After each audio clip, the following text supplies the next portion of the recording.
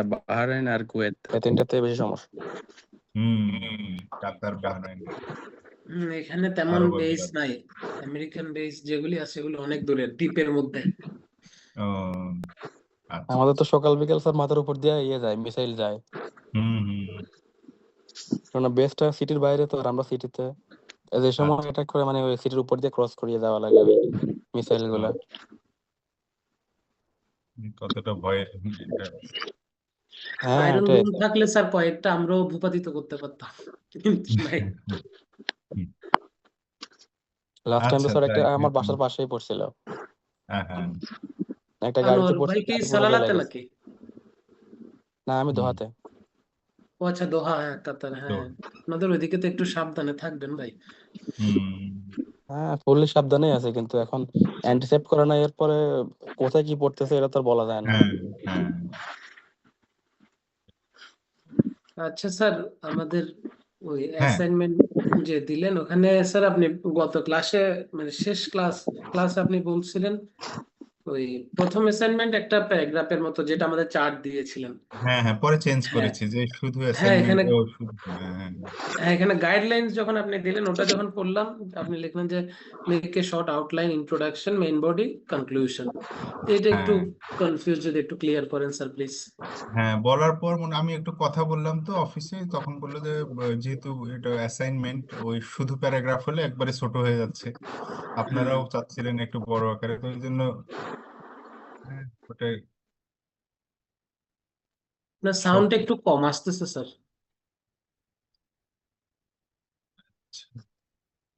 তো প্রথমে অ্যাসাইনমেন্ট জমা দেন, করার জন্য যেটা ইনস্ট্রাকশন ছিল ওটা ভালো করে পড়বেন আর কি। হ্যাঁ, যে all learners are hereby request to ensure that both required assignments are combined into a single file। একটা ফাইলের মধ্যে নিয়ে আসবেন লেখাটা, যেন ধরেন এমএস ওয়ার্ডে লিখলেন বা করলেন, যেন একটার মধ্যে থাকে। ওই দুইটার জন্য দুইটা অ্যাসাইনমেন্টের জন্য দুইটা ফাইল করার দরকার নেই, একটা ফাইল। হুম, তারপর আপনাদের ক্লাস রিপ্রেজেন্টেটিভকে দিবেন, ওই মানে ক্লাস রিপ্রেজেন্টেটিভ সবগুলো তখন একসাথে করে আমাকে তখন ইমেইলে সেন্ড করতে পারবে। আর অ্যাসাইনমেন্ট 1 হলো look at the chart and write a report. আগে বলছিলাম অ্যাসাইনমেন্ট প্যারাগ্রাফ না, এখানে একটা রিপোর্ট লিখতে হবে, যে আপনাদের বইয়ে যেখানে রিপোর্ট লেখা আছে ইউনিট 2-তে রিপোর্ট যেভাবে লিখতে হয়, ওই using the information you get from answering the following questions. হ্যাঁ, বিশু বুঝতে পেরেছেন, এখানে রিপোর্ট আপনাদেরকে লিখতে বলেছে, মানে এস এর মতো। হ্যাঁ, রিপোর্ট লিখতে হবে। সেকেন্ড অ্যাসাইনমেন্টে স্যার রিপোর্টের মতো লিখতে, ওখানেও ওই না, মানে, ফার্স্ট অ্যাসাইনমেন্ট 1 এটা রিপোর্ট লিখতে হবে একটা। আচ্ছা রিপোর্ট, অ্যাসাইনমেন্ট 1। হ্যাঁ, হ্যাঁ রিপোর্ট ওখানে ইন্ট্রোডাকশন ওগুলি দিতে হবে স্যার। আচ্ছা, আমি এটা এটা স্যার আপনাকে দেখা আপনাদের যাচ্ছে না। সাথে শেয়ার করি। শেয়ার করি তো।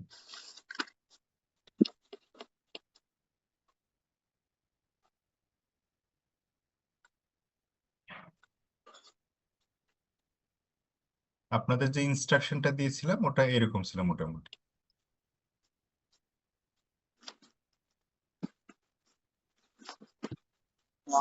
দেখতে পাবেন। জি স্যার, দেখা যাচ্ছে দেখা যাচ্ছে। হুম।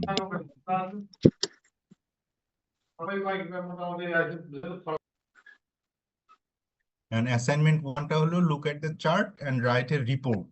এটা দেখে একটা রিপোর্ট লিখতে হবে, রিপোর্ট যেভাবে লিখতে হয় সেভাবে লিখবেন। এই চার্ট, এই যেন এই কোশ্চেনগুলো আনসার ওই রিপোর্টে থাকে। আর অ্যাসাইনমেন্ট 2টা হলো আপনাদেরকে একটা অ্যাকাউন্ট লিখাবে। মানে অ্যাকাউন্ট বলতে বোঝায় যে এই যে vivid descriptive account of a person, situation or event, যে কোনো একটা from your family life, describe it clearly so the reader can imagine। মানে আপনার অভিজ্ঞতার কথা লিখবেন আর কি, যে পার্সোনাল এক্সপিরিয়েন্স, কোনো আপনার বাবাকে নিয়ে, কোনো কোনো একটা পারিবারিক ঘটনা নিয়ে, এগুলো লিখতে পারেন।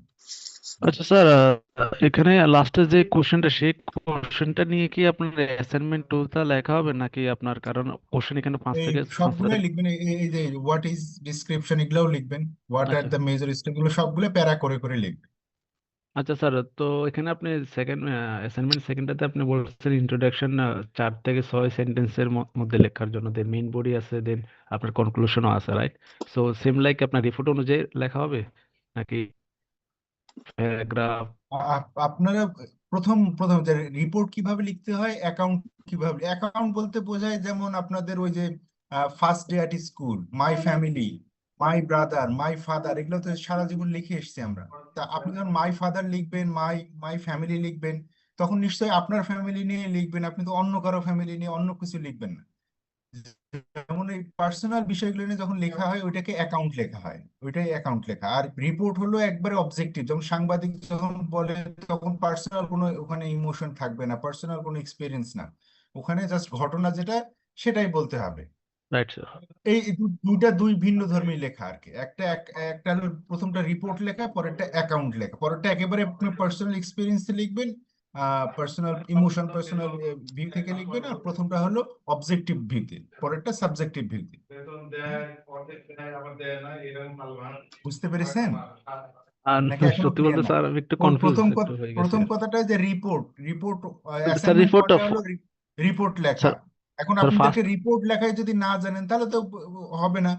আর না স্যার, অ্যাসাইনমেন্ট টুটা প্রথম প্রথম অ্যাসাইনটা নিয়ে কোনো ডাউট নেই আমাদের, কোনো ডাউট নেই। আচ্ছা, ফার্স্ট আর ওয়ানটি পরে তাহলে পরেরটা জাস্ট এই প্রত্যেকটা কোশ্চেনের আনসার, এ আনসার লিখবেন না, প্যারা করে করে লিখবেন। প্রথম প্রথম প্যারাতে লিখবেন এই যে ডেসক্রিপশন, পরের প্যারাটাতে এগুলো বইয়ে আছে কিন্তু ডেসক্রিপটিভ রাইটিং। হ্যাঁ, পরেরটাতে ফ্যামিলি, আপনার কাছে ফ্যামিলি বলতে কি বোঝে, আপনি কি মনে হয় আপনার কাছে ফ্যামিলি কতটা গুরুত্বপূর্ণ, এই বিষয়গুলো লিখবেন। আমি তো একটু করে বলেও দিছি, explain your idea of family in your own words, write the আচ্ছা মেইন স্যার। এগুলো জাস্ট প্রশ্নের উত্তরগুলো লিখে গেলেই আপনার অটোমেটিক ওই এটা অ্যাসাইনমেন্টটা হয়ে যাবে। আচ্ছা স্যার, তাহলে যেটা বুঝতে পারছি সেটা হচ্ছে যে আপনার ফার্স্ট আপনার কোশ্চেনটা লিখবো, লেখার পরে আপনার যে অ্যান্সারটা আমি আবার নিজের ওন ওয়ার্ড দিয়ে সেটা লিখবো, রাইট? এইভাবে তো সবগুলা কোশ্চেনের অ্যান্সার দিতে হবে। আপনি এখন যেভাবে খুশি হ্যাঁ লেখেন, কিন্তু প্রথমটা হবে রিপোর্ট, পরেরটা হবে অ্যাকাউন্ট। স্যার আপনার বুঝতে মতো পারছি আপনার বিষয়টা, মতো করে যত সুন্দর করে লিখতে পারেন, হ্যাঁ লিখবেন। বুঝতে পারছি। ঠিক আছে, ঠিক আছে স্যার, ধন্যবাদ। আচ্ছা স্যার, 2 নাম্বারটা কি এবিসি আলাদা আলাদা করে পয়েন্ট করে প্যারা প্যারা আকারে, মানে প্রত্যেকটা প্রশ্নের উপরে ডিপেন্ড করে যে আনসারটা চাইছে ওইটা কি আলাদা আলাদা করে প্যারা করে করে লিখলে হবে? মানে এটা এর মতো করে, বিটটা বির মতো করে ওইভাবে লিখলে কি হবে? লেখেন, আপনাদের অ্যাসাইনমেন্ট হলো এখন আপনি আপনার ক্রিয়েটিভিটি ইউজ করে যেভাবে খুশি লেখেন। আমি অনেকবার বলেছি এই কথাগুলো, তারপরেও আপনারা যেভাবে খুশি লেখেন, হ্যাঁ, অসুবিধা নেই, লেখেন। ওই প্রশ্নগুলোর উত্তর থাকলেই হবে। এই কিন্তু এই টেকনিক্যাল ইস্যুগুলো যেন আপনারা ধরতে পারেন, এগুলো যেন বুঝতে পারেন, যে এই যে font Times new Roman, size থাকবে 12, হ্যাঁ, লাইন স্পেসিং, এগুলো যেন যখন লিখবেন আপনারা কম্পিউটারে, ল্যাপটপে, তখন যেন এই বিষয়গুলো থাকে, হ্যাঁ, স্পেলিং মিস্টেক যেন না হয়, হ্যাঁ। আর তো আপনাদের টাইম কি ওইটাই থাকবে নাকি টাইম আপনারা আরো বেশি চান? পারবেন 31শে মার্চের মধ্যে দিতে? স্যার আমার জন্য তো আমার লেখা হয়ে গেছে, জাস্ট একটু ক্ল্যারিফাই করা ছিল কয়েকটা বিষয়, যে এগুলা করলাম আর কি। এখন অন্যান্যদের ঠিক কথা আছে, আমি জানি তাহলে না। আহ, তাহলে ওইটা 31শে মার্চে থাকছে। আর যদি আপনারা কেউ বলেন যে স্যার একটু বেশি করে দেন, তাহলে আমি আরো বাড়াতে পারি। আর কারো কোনো মত আছে? নাই, তাহলে ভেরি গুড, তাহলে 31 মাসের মধ্যেই দিবেন, হ্যাঁ। আপনাদের সিআর এর মাধ্যমে দিবেন, আপনারা একা একা কেউ আমাকে পাঠায়েন না, তাহলে ওগুলো আলাদা আলাদা আলাদা হয়ে যাবে, কেউ বাদ পড়ে যাবেন। আপনারা সবাই সিআর কে দিবেন, সিআর সব একসাথে করে আমাকে ইমেইলে পাঠাই, লিংক পাঠাই। স্যার 31শে মার্চের আগে কি দোনোটাই দিতে হবে? দুইটাই একসাথে করে দেবেন, একটা ফাইলে করবেন, দুইটাই একসাথে করে দেবেন। এই যে পেজ 1 2 3 4 5 এইভাবে হবে। প্রথমটা থাকবে অ্যাসাইনমেন্ট 1, পরেরটা থাকবে অ্যাসাইনমেন্ট 2, কিন্তু একটাই ফাইল থাকছে। বুঝতে পেরেছেন? জি স্যার, বুঝতে পারছি স্যার। এটা আমি হ্যাঁ, যদি তার ধরেন মানে আলাদা আলাদা না, একসাথেই দিবেন। কোশ্চেনগুলো A4 খাতায় সুন্দরভাবে লিখে এরপর এগুলা ফটো তুলে পিডিএফ করে আপনারা পাঠাইলে হবে না? হ্যাঁ, আমাকে সরাসরি পাঠাবেন না, আপনারা আগে ইয়েকে দিবেন, আপনাদের সিআর কে দিবেন। সিআর একসাথে করে সবগুলো একসাথে করে আমাকে পাঠাবেন, লিংক পাঠাবেন। Okay sir. ওকে। কেউ একজন দেখছি আমাকে পাঠিয়েছেন, আমাকে পাঠাবেন না আপনারা, তাহলে অনেকগুলো আমার কাছে তো তখন 100টা ইমেল আসবে, কোনটা সার্ভ হবে কোনটা, ওভাবে না করে আপনারা সিআরকে দিবেন। ইউনিট স্যার 3 নিয়ে কারো প্রশ্ন কোনো তো প্রশ্ন আছে কিনা? স্যার ওই যে অ্যাসাইনমেন্টটা এগুলো কি আমরা টাইপ করে দিয়ে দিতে পারবো তাই না স্যার? হাতের না লিখে টাইপ করতে পারবো তো? হ্যাঁ হ্যাঁ হ্যাঁ, আমি তো ওইভাবে, আমি যেভাবে আমার ইনস্ট্রাকশন ওটা টাইপ করারই তো ইনস্ট্রাকশন, কিভাবে ফন্ট, আবার হাতে কিভাবে ফন্ট আপনি জি sir 12 Times sir New Roman করবেন। এটাই তো বলতেছি স্যার, ঠিক আছে স্যার। হ্যাঁ, কিন্তু কেউ যদি টাইপ করতে না পারেন তা লিখবেন হাতে, and কোনোটা লেখা বোঝা যাবে না, বানান ভুল হবে, ঝাপসা লাগবে, এরকম হতে পারে। এই জন্য টাইপ করলে বেশি ভালো, আমার কাছে তখন পড়তে সুবিধা হবে আর সুবিধা হবে। এন্ড কেউ যদি কপি পেস্ট এগুলো করেন তা ওটা তো আপনার নিজের নিজের অসুবিধা নিজেই করবেন। এই প্লেজারিজম এগুলো নৈতিকতা, হ্যাঁ, এথিক্স। তা যাই হোক, ওদিকে আলোচনা করব না। ইউনিট 3-তে কারো কোনো প্রশ্ন আছে কিনা আপনাদের পড়ার, মাঝখানে অনেকটা লম্বা সময় আপনারা পেয়েছেন এগুলো পড়ার জন্য, কারো কোনো প্রশ্ন আছে কিনা? ইউনিট 3 কমিউনিকেটিভ গ্রামার, এখানে হলো আপনার লিসনিং স্পিকিং এর বিষয়টা আসে। টকিং অ্যাবাউট দ্য প্রেজেন্ট, এটা বোঝাতে হবে যে টেন্সের যে প্রেজেন্ট ফর্ম, সেই প্রেজেন্ট ফর্মে কি ধরনের ফাংশন গুলো হয়, কি ধরনের কথা আমরা বলি, কিভাবে আমরা লিখি, বলি, শুনি, সেই বিষয়গুলো চলে এসেছে। হ্যাবিটস, স্টেটস, ফ্যাক্টস, এই বিষয়গুলো, হ্যাঁ, আমরা ছোটবেলাতে এগুলো পড়েছি বিভিন্ন ভাবে।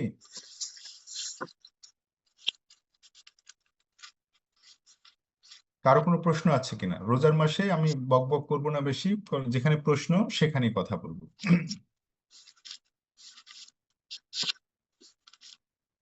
আপনাদেরকে শুরু থেকেই বলেছি আমি, যা পড়তে হবে আপনাদেরকে, কোথাও কোনো সমস্যা, কোনো ইস্যু থাকলে সেই বিষয়টা নিয়ে আমরা কথা, এটার নামই টিউটোরিয়াল সেশন।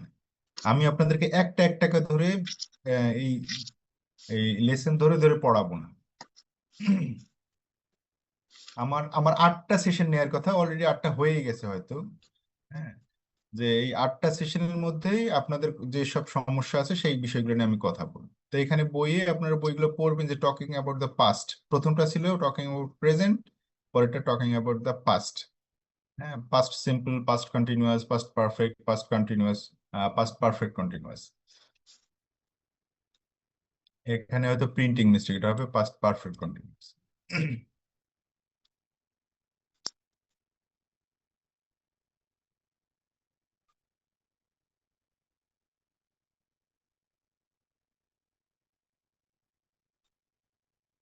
স্যার এখানে তো বিস্তারিত এগুলো বর্ণনা করছেন, যে তার হ্যাঁ, প্রেজেন্ট আবার টু টক। আনসার কিউ আছে, যে অ্যাক্টিভিটি গুলো আছে সেখানের উপর আনসার কিউ দেওয়া আছে।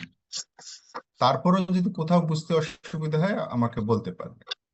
হ্যাঁ, talking about the future, lesson 3 future tense নিয়ে, ফিউচার টেন্সের ফাংশন গুলো নিয়ে, যে কিভাবে আমরা ইউজ করি, এই বিষয়গুলো এসছে। কাকে বলে, কত প্রকার, এগুলো না, ওর ব্যবহার, ইউজেস।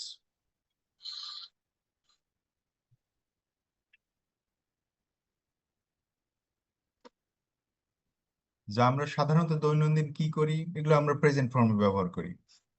আমরা অতীতে কি করতাম সেটা পাস্ট ফর্মে ব্যবহার করি। ইন ফিউচার আমরা কি করতে যাচ্ছি বা কি করব, সেগুলো ফিউচার, সেই ফাংশন গুলো ব্যবহার করি। পসিবিলিটিস, অ্যাবিলিটিস, এই বিষয়গুলো জানতে হলে আমাদের ওই কন্ডিশনাল যেগুলো বলে, after you are through this lesson you will be able to talk about possibilities and abilities using proper expressions. এগুলি স্যার কন্ডিশনাল সেন্টেন্স দিয়ে বাক্য তৈরি করতে হবে এগুলো। যেমন I will do, I can do, এগুলো হলো অ্যাবিলিটি। কিন্তু যদি বলে I could have been, I could, তখন সেগুলো পসিবিলিটিস। মে, এগুলো মাইট, মডেল কুড, ভার্ব আর কি। হ্যাঁ, মোডাল ভার্বগুলোর ব্যবহার, এগুলো জানেন আপনারা, কিন্তু এখন এটা ভিন্নভাবে কথাগুলো আপনার সামনে উপস্থাপন হচ্ছে।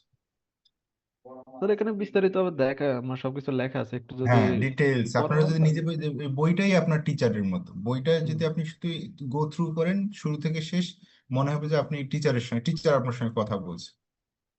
হ্যাঁ, কোনো জায়গায় রাইট। কনফিউশন থাকলে সেই জায়গার জন্য ওই যে আমি তখন সেই জায়গাটা ধরে আমরা ডিটেলস কথা বলতাম। Talking about chances and wishes. Sir এই এই ব্যাপারটা নিয়ে একটু কথাবার্তা বলতে পারেন, এখানে অনেক অনেক সময় কনফিউশন ক্রিয়েট হয়ে যায় হ্যাঁ, আপনার। আপনি তো মনে হচ্ছে জীবনে এই প্রথম এই কথাগুলো দেখেন, আপনার বইটা পড়েনি নি তার মানে। হ্যাঁ, না স্যার আমি আপনি করছি, এখন বাট উইশের ক্ষেত্রে আমি একটু কনফিউজ হয়ে যাই মোটামুটি। Had sometimes wish, you may wish that something is what you, আপনি তো এমনি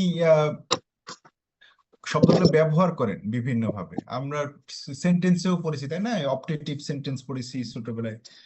read this examples of wishes, I wish, I wish, I wish. Then প্রত্যেকটা সেন্টেন্সে আই উইশ এর পরে পরের স্ট্রাকচারটা খেয়াল করেন, যে পরেরটা পাস্ট ফর্মে চলে গেছে। জি না, স্যার। আমি I যদি wish I ধনী knew হতে him. পারতাম, আমার যদি অনেক টাকা থাকতো, আমি যদি আকাশে উঠতে পারতাম, তো এই ধরনের এক ধরনের উইশ সেন্টেন্স হয়। আবার when you wish, the verb is in the past tense. Now look at this sentence, I wish I had not, I sir wish I এই had not. দুইটার মধ্যে স্যার এই দুইটার মধ্যে একটু আপনার কনফিউশন ক্রিয়েট হয়ে যায় যে কখন কোনটা ব্যবহার করা হবে। বিষয়টা হচ্ছে এটা, দেখেন সেটারও একটা এক্সপ্লেনেশন যে নিচে নিচে দিয়ে দেয়া। এগুলো যদি একটু ডিটেলস পড়তেন আমাকে স্পেসিফিক ওই জায়গাটা, তাহলে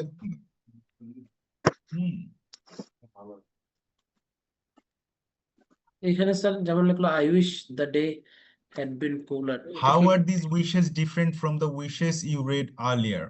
হ্যাঁ, এই হ্যাডের জায়গায় এখানেও দেখেন একইভাবে কথাগুলো বলছে, যেন আপনি যে প্রশ্নটা করলেন তার উত্তরটা যেন ওই যে যেন আপনার টিচার এখানে বুঝতে পারছে যেন, যে কিভাবে আলাদা এই আগের এই উইশেস থেকে এই উইশটা কোথায় আলাদা।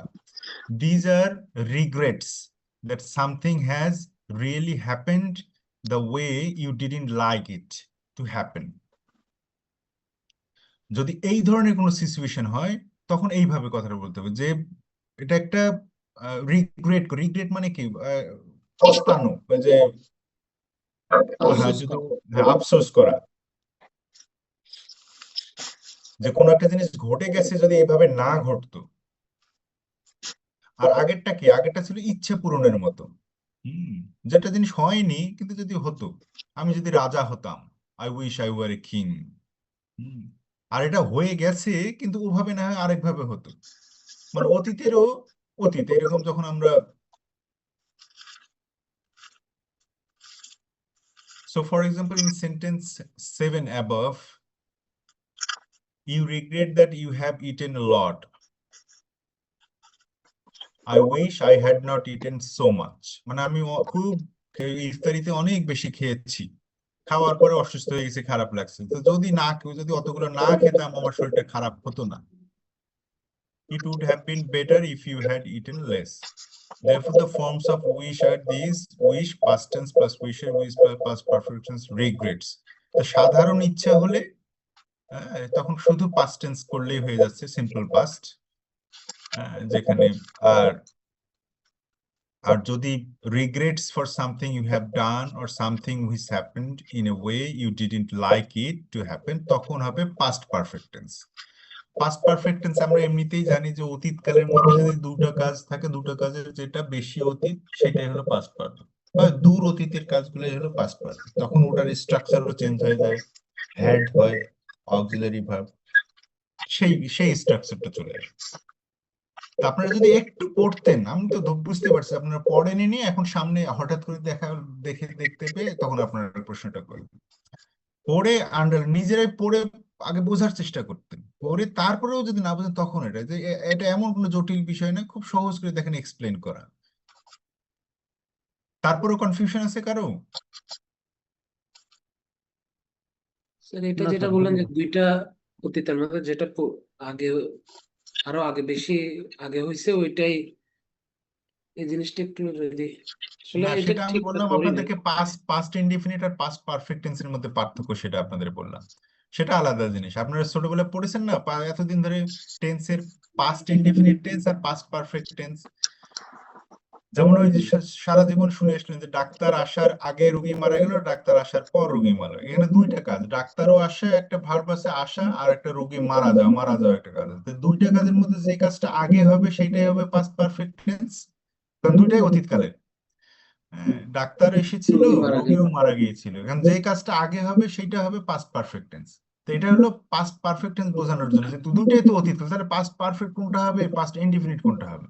তো যেটা ওই দুইটা কাজের মধ্যে আগে সেটা পাস্ট পারফেক্ট টেন্স। আর এইখানে স্ট্রাকচারটা খেয়াল করেন, আই উইশ আই নিউ হিম, আমি যদি তাকে জানতাম, আগে থেকে জানতাম, মানে আগে জানতাম না এখন নতুন করে জানলাম এরকম, তখন এখানে আই নিউ, এখানে যদি আই হ্যাড নোন হতো তাহলে সেটা তো আলাদাই, সেটি আসছে পরেরটাতে। তা আই হ্যাড নোন কখন হবে? যখন কোনো রিগ্রেট করা হবে, আফসোস করা হবে, তখন রিগ্রেটটা আসবে, তখন এই পাস্ট পারফেক্ট টেন্স হবে আই উইশের পরে। আর যদি সাধারণ ইচ্ছে হয়, হ্যাঁ, তখন আই উইশের পরে পাস্ট ইনডিফিনিটটা হবে। এইটাই যে এখানে এক্সপ্লেন করা।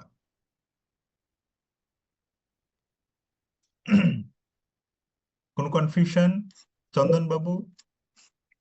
এটা বুঝতে পারছি আপনার সেকেন্ড আয়ুষ হ্যাড, অর্থাৎ আপনার একটা ইনসিডেন্ট হয়ে গেছে, বাট আমি এখন ইমাজিন করতেছি যে এই ইনসিডেন্টটা যদি না হতো আর কি, হ্যাঁ এই হ্যাঁ বিষয়টা। হ্যাঁ, আফসোস করা, যখন রিগ্রেট করা, আই রিগ্রেট, তখন তখন এই ধরনের সেন্টেন্সটাতে আই উইশ এর পরে পাস্ট এটা হবে। তা আই উইশ সবসময় যে এরকমই হবে নর্মালিও হতে পারে।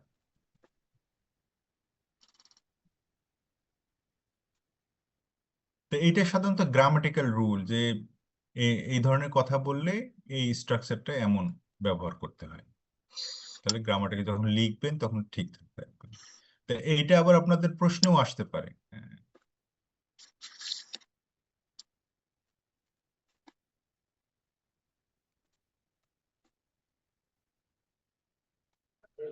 স্যার আপনি কি আমাদেরকে এমন কোনো হিন্টস দিবেন যে যে টপিক গুলো আপনার কোশ্চেনে আসতে পারে, এরকম কোনো কিছু?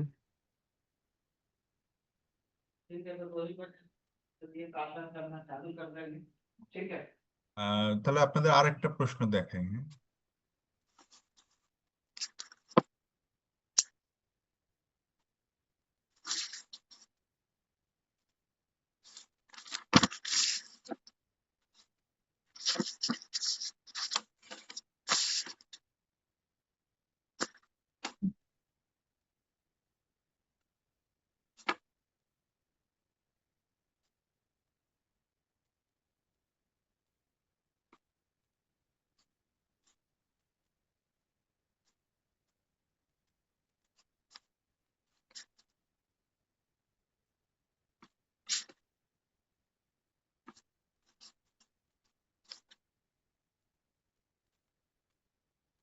আপনারা কি প্রশ্নটা দেখতে পাচ্ছেন? হ্যাঁ স্যার, হ্যাঁ, দেখতেছি। এটা ধরেন এই যে 2025 সালে এই আপনাদের এই প্রশ্ন, এটা তো স্ট্রাকচার একই থাকবে। প্রথমে একটা কম্প্রিহেনশন টাইপের, যে রিডিং এর, যে আপনারা যে রিডিং ভালো পারেন তার জন্য কিছু প্রশ্ন থাকবে, কিন্তু স্ট্রাকচার একই রকম দেখেন।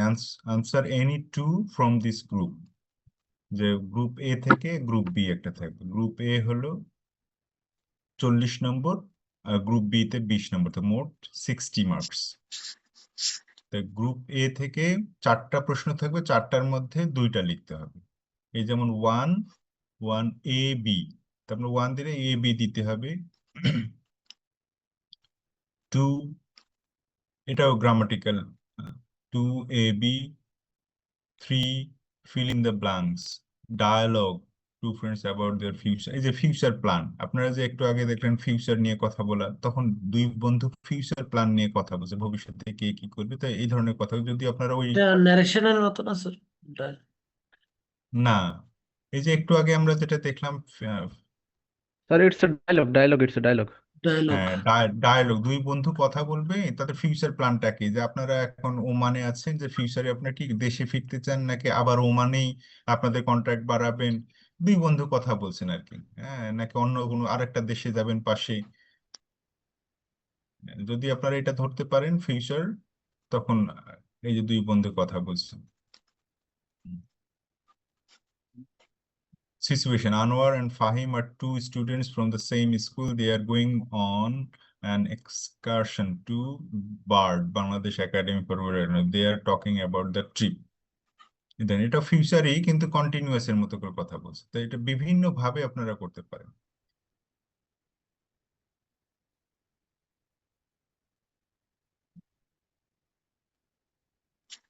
গোয়িং টু দিয়েও করা যাবে, আবার ওই যে অ্যাফার্মেটিভ ফর্মে শ্যাল, উইল, উইল শ্যাল, এটা ব্যবহার করেও করতে পারবেন। These persons have won the National Sports Council lottery. They are celebrating their good luck in a restaurant. This is what they are saying. Ali, I think I will start a business. Well, I will open an indenting farm. এই যে future নিয়ে তারা কথা বলছে।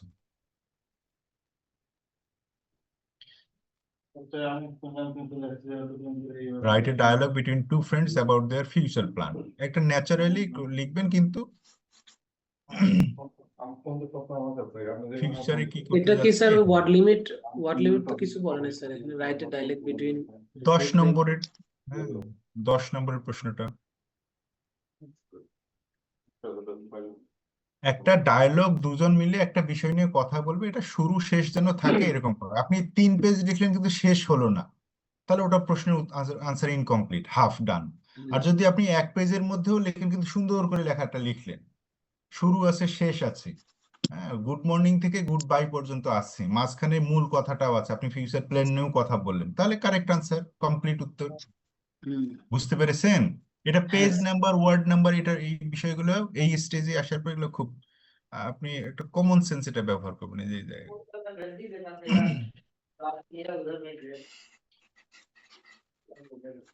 তো আমাদের ওই যে জুম হয়তো এখন আবার টাইম হয়ে যাবে। এই দেখুন, গ্রুপ বি হলো MCQ, just grammatical common sense ব্যবহার করুন। দেখুন যে এই সি কমিউনিকেটিভ গ্রামার, যেটা আমাদের ইউনিট 3-তে, এখান থেকেই মূলত এই প্রশ্নগুলো। Raju gave up playing, played to play, কি হলে এই সেন্টেন্সটা কারেক্ট হবে? রাজু গেভ আপ মানে ত্যাগ করা।